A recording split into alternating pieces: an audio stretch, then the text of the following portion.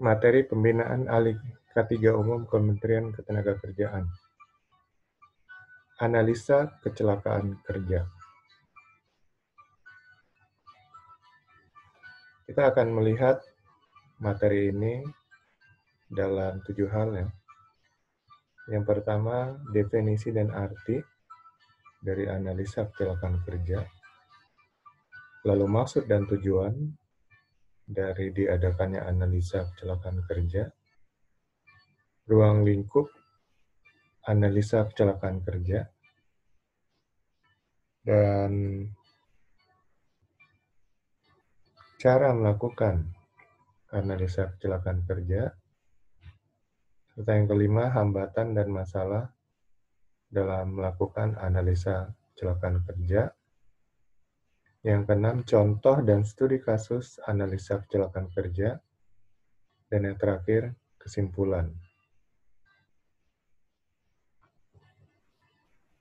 Arti kecelakaan kerja. Kecelakaan kerja adalah peristiwa yang tidak dikehendaki, yang dapat menimbulkan kerugian. Kerugian di sini bisa berupa kecederaan, bisa berupa rusak dan hancurnya peralatan kerja, bangunan gedung, dan lain sebagainya. Menurut teori gunung es, kecelakaan kerja terlihat kecil secara sepintas. Namun, setelah dianalisa, hal-hal yang tidak terlihat tadinya secara kasat mata akan sangat jauh lebih besar. Menurut teori piramida, kecelakaan tidak terjadi secara kebetulan, melainkan merupakan akumulasi dari tindakan dan kondisi tidak aman atau TTA dan KTA. Lalu near miss atau nyaris celaka, insiden-insiden kecil, insiden-insiden besar, dan akhirnya menyumbang pada satu fatality. Menurut teori domino, kecelakaan penyebab langsungnya adalah tindakan tidak aman dan kondisi-kondisi tidak aman di tempat kerja. Sedangkan penyebab dasarnya ya, yang menyebabkan terjadinya penyebab langsung adalah faktor personal, yaitu dari para pekerjanya dan faktor pekerjaan itu sendiri. Lalu yang menjadi penyebab awalnya adalah kurangnya pengawasan atau merupakan faktor manajemen.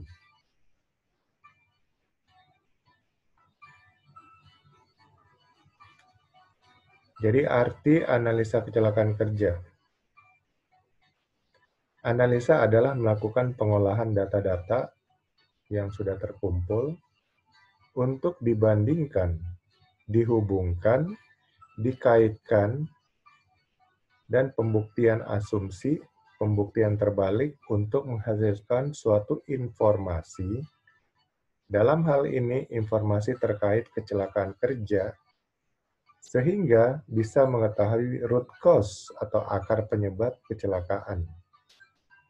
Dan bisa diambil suatu langkah pencegahan ke depannya untuk kecelakaan serupa tidak terjadi lagi di masa mendatang.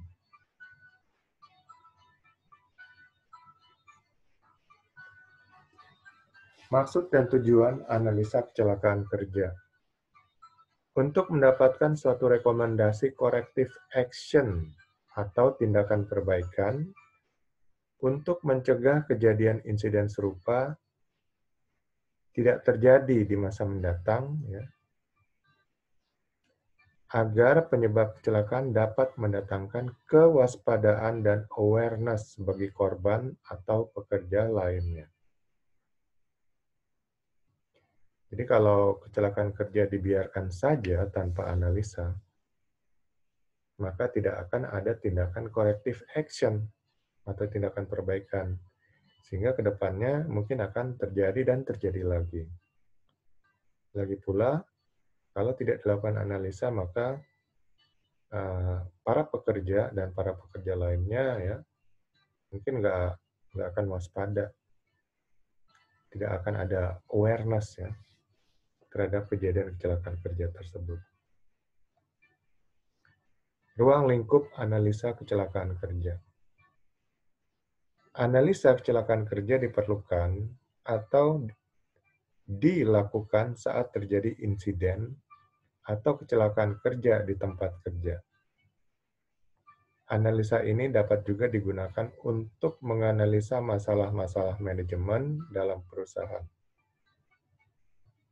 Setiap perusahaan dapat melatih satu atau lebih pekerjanya untuk menguasai skill melakukan analisa kecelakaan kerja, sehingga siap jika seandainya terjadi kecelakaan di tempat kerjanya.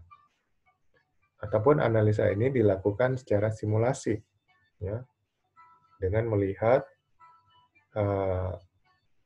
aktivitas pekerjaan yang ada di tempat kerja tersebut, kemudian insiden apa yang memungkinkan atau mungkin terjadi.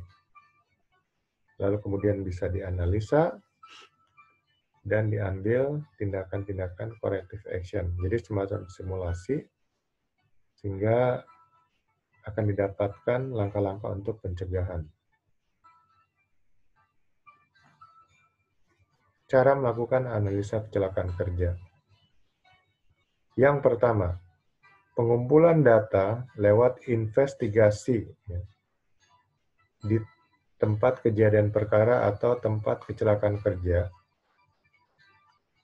Ini mencakup mengumpulkan data peralatan yang dipakai, ya, data korban, kemudian kesaksian, ya, kesaksian lewat wawancara, saksi langsung, dan saksi tidak langsung. Saksi langsung adalah yang langsung menyaksikan, mendengar, ya, kejadian tersebut, tidak mendengar atau menyaksikan dari orang lain. Sedangkan saksi tidak langsung, ini adalah rekan dari korban, ya, yang akan menceritakan tentang si korban, bagian maintenance yang akan menceritakan tentang maintenance peralatan tersebut, bagian HRD akan menceritakan data-data korban, dan sebagainya. Itu adalah saksi-saksi tidak langsung.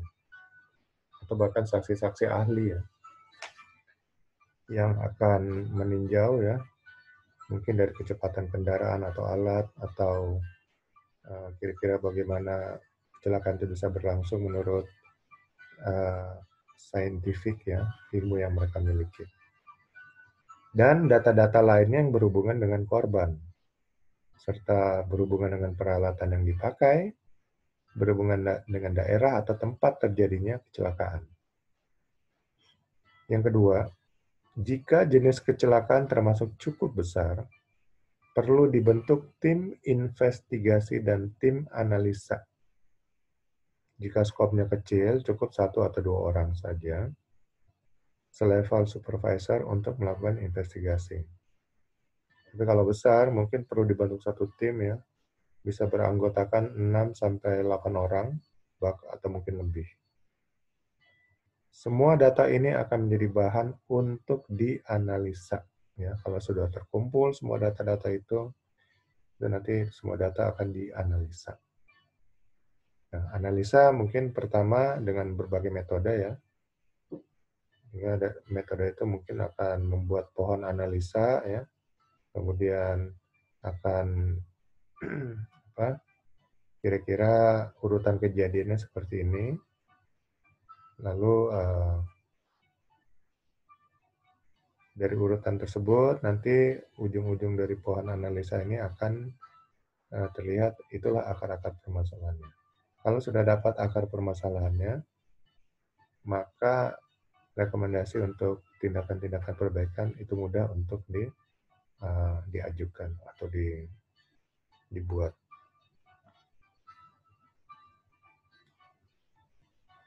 Hambatan dan masalah analisa kecelakaan kerja.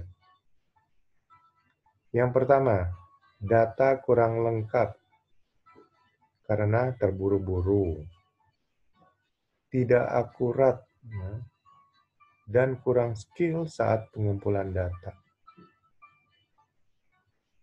Ya, jadi jangan terburu-buru, ya. Dan orang yang melakukan pengumpulan data atau investigasi juga harus sudah diberikan pelatihan dan memiliki skill. Yang kedua, data salah dianalisa karena kurang skill atau kurang teliti. Jadi untuk penganalisa ini harus juga sudah terlatih ya, sudah memiliki skill. Yang ketiga, data tidak asli atau merupakan data mentah. Jadi data-data umpamanya contoh kesaksian itu mungkin dari bukan saksi langsung atau data-data tidak dikumpulkan secara akurat, mengakunya datanya dari si korban langsung padahal bukan, dan seterusnya. Yang keempat, kesimpulan dan kronologis salah dibuat atau salah disimpulkan. Ini juga jadinya akan menyesatkan sehingga tindakan rekomendasi juga tidak akan tepat. Yang kelima, analis kurang pengalaman dan kurang skill. Jadi seorang analis untuk menganalisa kecelakaan kerja seharusnya sudah diberikan training, sudah berlatih, dan sudah memiliki skill yang mumpuni. Contoh dan studi kasus analisa kecelakaan kerja. Kecelakaan pesawat ulang-alik Challenger pada April 1986 baru diketahui beberapa tahun kemudian. Dengan hasil analisa yang akurat, yaitu adanya skrup atau baut yang kurang dikencangkan pada salah satu bodi samping pesawat tersebut. Ya, jadi analisa tetap dilakukan, pengumpulan data dan kemudian analisa tetap dilakukan. Mungkin ada ketemu data baru dan beberapa tahun kemudian dapat disimpulkan penyebab, ya, root cause jatuhnya Challenger pesawat ulang-alik Amerika Serikat pada bulan April tahun 1986. Juga kecelakaan anjungan minyak Piper Alpha di Laut Utara, ya, di Laut Utara Inggris, di atas Inggris, baru diketahui penyebab utama insiden besar beberapa tahun kemudian juga dari hasil investigasi dan analisa yang akurat. Ya, jadi sebenarnya terjadi miskomunikasi di situ antara operator di lapangan dengan pimpinan daripada anjungan atau rig tersebut. Yang contoh yang ketiga, pengumpulan data adalah salah satu faktor penting. Namun skill analisa merupakan faktor penting lain yang tidak bisa diabaikan. Jadi investigasi atau pengumpulan data itu sangat penting. Tapi juga kemampuan dan skill analisa merupakan faktor penunjang yang cukup penting lainnya. Hingga dua faktor ini kalau bisa sama-sama dimiliki oleh tim, ya, yang melakukan pengumpulan data dan menganalisa kecelakaan kerja tersebut. Sehingga hasilnya, rekomendasinya akan akurat. Kesimpulan analisa kecelakaan kerja. Pekerja perlu dilatih untuk melakukan pengumpulan data kecelakaan kerja dan perlu dilatih untuk keterampilan analisa dan pengolahan data dan informasi tersebut. Analisa kecelakaan kerja diperlukan untuk mendapatkan root cause, ya, atau akar penyebab terjadinya kecelakaan kerja, sehingga bisa mencari solusi agar kejadian serupa tidak akan terjadi lagi di masa mendatang.